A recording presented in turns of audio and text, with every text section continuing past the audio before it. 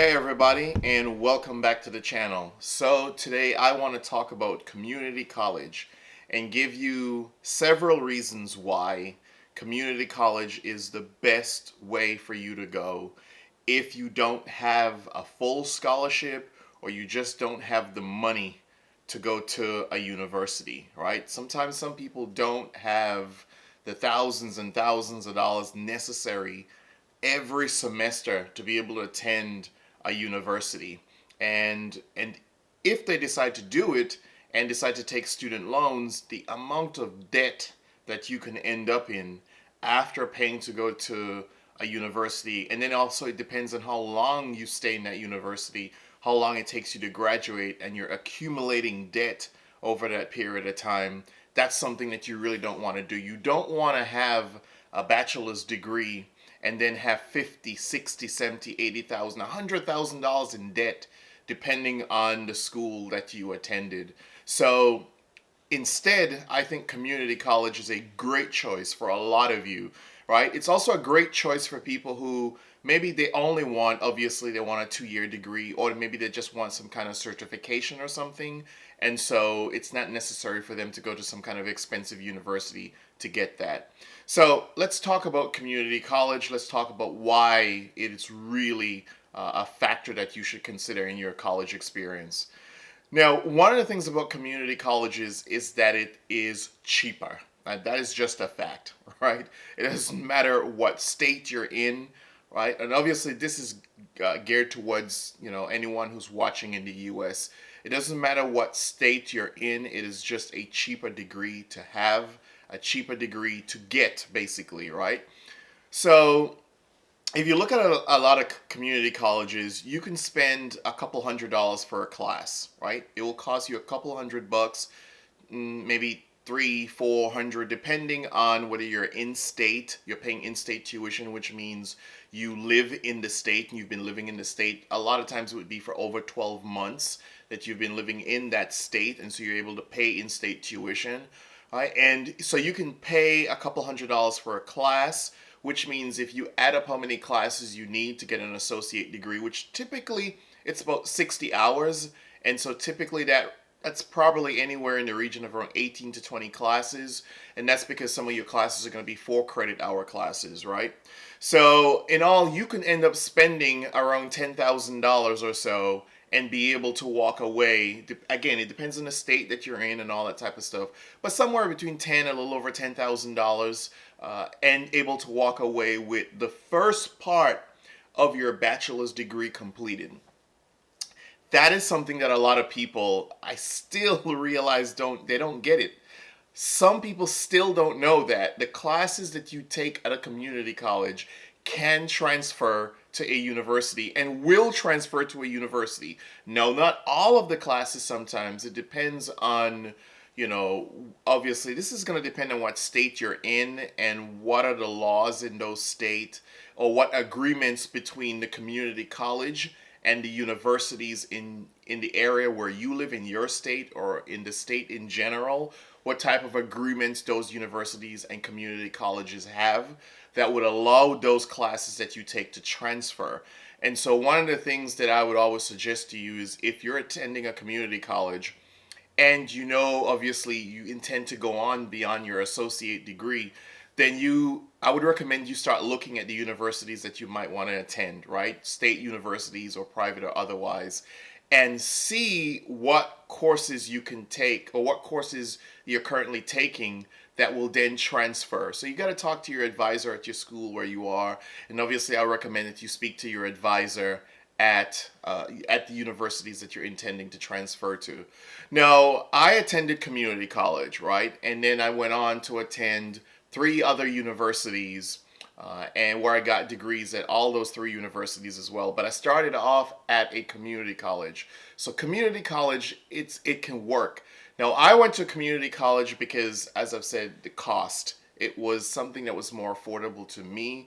I don't come from money. My family didn't have money to even pay for community college. So it meant that I was able to work my way through and get scholarships, by the way, right? To be able to push my way through get some financial assistance to push my way through that process of going through the community college.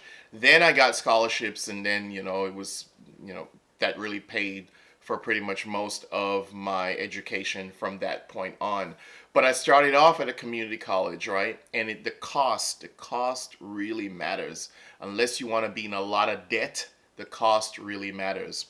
The other reason why, besides money, that to me community college was great was the class size, right? The class size. Now, in a community college that I went to, I think the largest class I was in probably had 30 something students. I was a small community college I went to, and I think the largest class probably had maybe around 30 or 30 something students, and that would be like your history, your government, your science classes. Those were the largest classes. And which is, it's a big class, but at the same time it's not like over the top.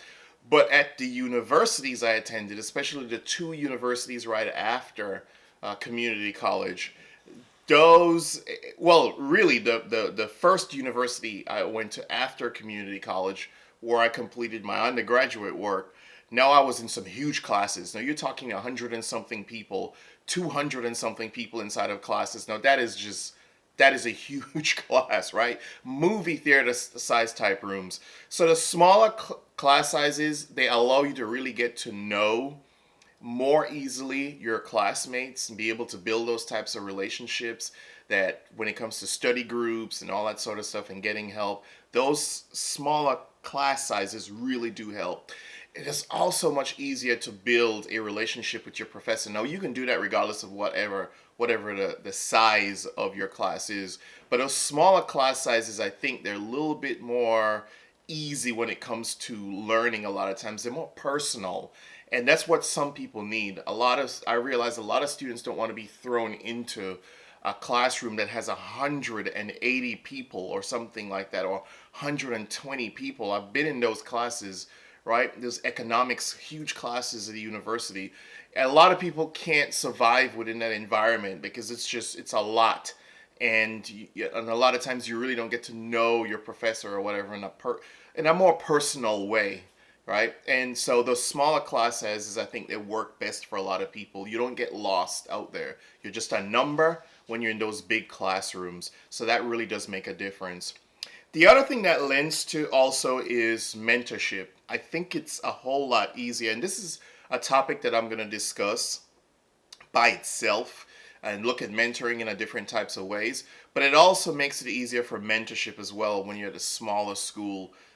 Just do the math, right? People have more time because it's less students, right? So a lot of times faculty or staff have more time to be able to dedicate towards mentorship because it's a smaller schools, smaller class sizes, or smaller campus, that type of stuff. So a lot of times mentorship becomes a little bit easier than if you're at a bigger university. I'm not saying it's impossible, but I'm saying it becomes a whole lot easier if you're at a bigger university.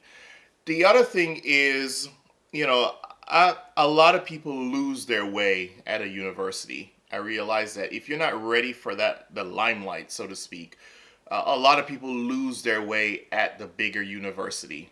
And they get caught up in all of the partying and just the dynamics of being in that environment that it doesn't work for everyone. And so I've seen a lot of people have to, come back to a community college to complete their studies because they didn't do well in the university. They ended up having poor grades and all that. They were away from home and just trying to keep up with that limelight, the peer pressure and all of that. That's another reason why you should probably consider, getting your feet wet in higher ed by starting off at a community college. And so it allows you to transition. I think that's the other thing with community colleges. It allows you to transition into higher education and develop some skills that you probably need to develop, things that you're not comfortable with. Your writing skills, your mathematical skills, that type of stuff. It helps you to develop those things in a smaller environment where you could take advantage of labs, not just computer labs, but math labs and mathematical labs and all that type of stuff. Math labs where you can go and get help with your college algebra or your statistics or your whatever the case is. Those smaller class sizes, those smaller community colleges kind of help you with that, help you develop those skills, and the writing lab and all that, help you develop those skills that are really essential, not just for your college experience, but your life experience as you move on, especially writing. You know, what job are you going to have where you're probably not going to be required to write something, or your public speaking labs or whatever. What job are you going to have where you're probably not going to be required to communicate verbally, to talk to people, or to give presentations or something like that? So the community college really helps you to be able to develop certain skills that you can then take to a university. And sometimes it's just developing your confidence to let you know that, you know what, I can do this. Like, I can complete college. I can complete, my bachelor's degree or my master's degree or whatever the case is. And so starting off at a smaller school, you're able to build confidence because a lot of times it's more of a word community, right? And so it's smaller, it's more of a community, and then you're getting that mentorship, more guidance, more personal attention from your advisors, you're not just a number. People get to know you by name. Those are some of the benefits of starting off at a community college. So it's cheap, yes, but it can help you build your confidence. It can help you develop your skill sets, things you need to work on. It helps you to, as I said, move you move you along the lines of building that confidence that you need to survive in a university, and the smaller class sizes where you can get more attention and more assistance, and somebody's not just throwing you off to a teaching assistant or something like that if you're at a bigger university. So those are the things I think you really should consider. And obviously one of them is money, right? It is so much more wiser, unless you have a scholarship that is paying for your complete ride at university, or it's close to a full ride or something like that. Some kind of sports scholarship or something, or academic scholarship, then really consider community college, where you can take your time and you can work your way through. As I said though, if you intend to transfer to a university, then look at the universities in your area where you intend to transfer and make sure you're taking classes that will then transfer to that university. But a lot of states have agreement between their community college and their local, especially their state universities, where a lot of times it's easier to transfer classes into state schools than the private schools. And of course, it depends on the state that you live in. So those are just some things I wanted to share to you about why you should start off at a community college. I know sometimes the stigma is, well, it's a community college and anyone can get in there, and it's not where you start, it's where you finish, right? The community college is the beginning of your journey. And just know that what you do there, it goes with you. So it's not the end of your educational experience. It is the beginning of your educational experience. And for a lot of people, if the beginning of their educational experience is not sound, if it doesn't really just kind of help them become confident, doesn't really help them establish that self-esteem and self-worth and self-confidence that they need, then there's going to be no other educational experience that they're going to have. And that's why I think it's really critical to think about starting off at a community college. I did it. It worked for me. Yes, I went on to several other bigger universities and all that sort of stuff. And my careers turned out fine. Right? I wasn't held back because I started a community college. It's not where you start. Right? You keep your mind in where you want to go. But you want to start off with something that doesn't burden you with debt, and where you can get a lot of that self-confidence building as you go on to your journey. So let me know how you feel about this video, your thoughts on starting off at a community college versus a university. Don't forget to subscribe if you haven't subscribed before. Please don't forget to turn on your post notifications. Also, don't forget to hit the like button and share. Those two things help the channel grow, and I'll really appreciate that. And if you have any videos that you'd like for me to make, you can leave those in the comments as well, right? So until next time, peace.